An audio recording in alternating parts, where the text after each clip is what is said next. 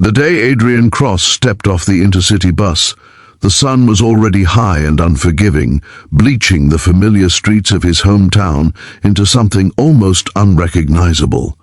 Dust swirled around his worn shoes, and the thin fabric of his faded jacket clung to his shoulders as if even the air sensed his exhaustion. No one passing by would have guessed that this quiet, heavy-eyed man was once the celebrated CEO of a billion-dollar logistics empire. No one would imagine that his heart was pounding harder than it ever had in boardrooms or global conferences. He was home, not as the powerful man he had become, but as the man he used to be before success hardened him, before loss reshaped him, and before loneliness followed him like a shadow. If you believe in kindness, second chances, and the idea that love reveals itself when nothing else is left, take a moment right now to like this video, comment your thoughts, share it with someone who needs hope, and subscribe to the channel Kindness Spark, because stories like this exist to remind us what truly matters. Adrian had built his fortune far away from this place, raising his son alone after the sudden death of his wife during childbirth. He learned early that grief had no patience for weakness, and responsibility did not wait for healing. His son, Noah, grew up surrounded by tutors, private schools, and quiet luxury, but never by extended family. Adrian kept distance from them all, partly out of pride, partly out of fear that they loved the success more than the man. Years passed in the blink of sleepless nights and endless meetings, and when Noah turned 17, a sharp truth struck Adrian with terrifying clarity. His son barely knew his grandparents, his aunt, his cousins. He knew wealth, structure, and expectations, but not warmth. And Adrian himself realized that despite everything he had achieved, he no longer knew who his family truly was. That realization pushed him to make a choice that many would call reckless. He would return home pretending to have lost everything. No expensive cars, no assistance, no announcements. Just a single father, recently laid off, struggling to survive. He needed to see who would stand beside him when the money was gone, and more importantly, he needed to see what kind of values surrounded his son when no safety net remained. The family home looked smaller than Adrian remembered, its walls faded under the relentless daylight. His parents, Samuel and Ruth Cross, were older now, their movements slower, their faces etched with years of quiet endurance. They welcomed Adrian and Noah with cautious smiles, their eyes flickering with concern as they took in Adrian's tired appearance and modest luggage. The house smelled of soap, warm bread, and something achingly familiar. For a moment Adrian felt a lump rise in his throat, but he swallowed it down. This was only the beginning. Life under that roof quickly revealed its rhythms.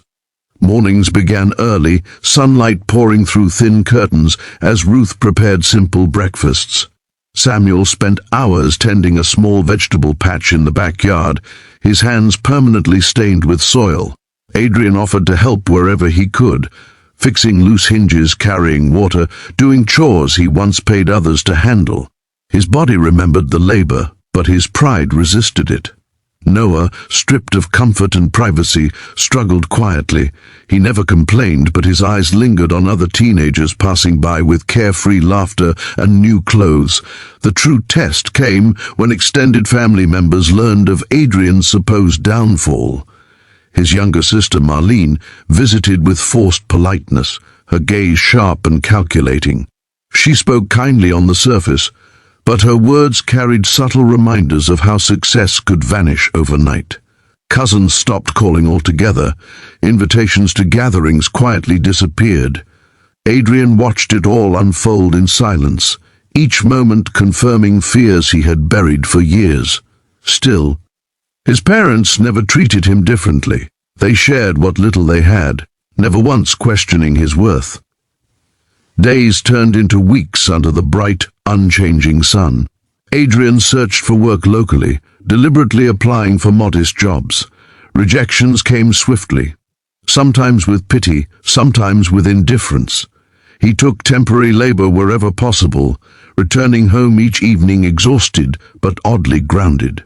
For the first time in years, he ate dinner at a crowded table, listened to laughter that wasn't polished or polite, and watched his son slowly soften into someone more open, more human.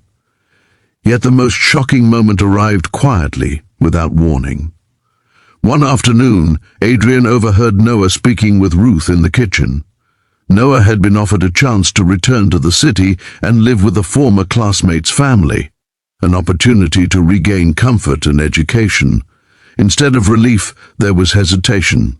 Noah spoke of loyalty, of standing by his father, of learning that struggle did not erase dignity. Adrian stood frozen in the hallway, the weight of his son's words crashing over him like a wave. In that moment, he realized the test was no longer about his family alone. It was about the man his son was becoming. As time passed, Adrian noticed something else that unsettled him even more. Despite their own financial limitations, Samuel and Ruth began quietly sacrificing small comforts for Noah. New shoes appeared one morning. Better school supplies followed. When Adrian questioned them, they brushed it off with gentle smiles, insisting that family looked after its own. Their kindness was not loud or dramatic. It was steady, unshaken, and deeply sincere. The final blow to Adrian's emotional armor came during a family gathering held in broad daylight in the backyard. Marlene attended reluctantly, along with a few distant relatives. Conversation was strained, laughter forced. Then Samuel, his voice trembling but firm, spoke about pride, about the meaning of success, and about the quiet strength of standing together when everything else falls apart. He spoke of his son not as a failure, but as a man carrying a heavy burden with dignity.